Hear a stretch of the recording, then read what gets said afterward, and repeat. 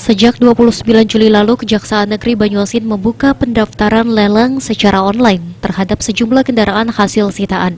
Seluruh hasil lelang akan disetor ke kas negara. Sebelumnya di tahun 2019, Kejari berhasil melelang hasil sitaan dengan nilai 628 juta rupiah.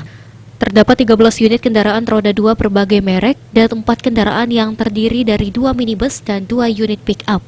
Dan terdapat 1 unit alat berat. Seluruh kendaraan tersebut merupakan sitaan barang bukti kasus yang sudah diputus di pengadilan.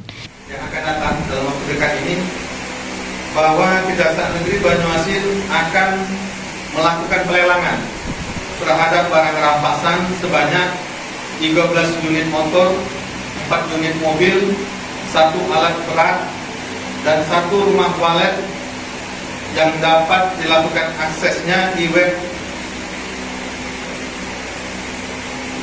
www.lelang.go.id. Dari data Kejari Banyuasin di tahun 2019, Kejari berhasil menyetorkan uang hasil lelang dan eksekusi uang sitaan dengan total mencapai 1.246 miliar rupiah ke kas negara. Sulaiman, PAL TV.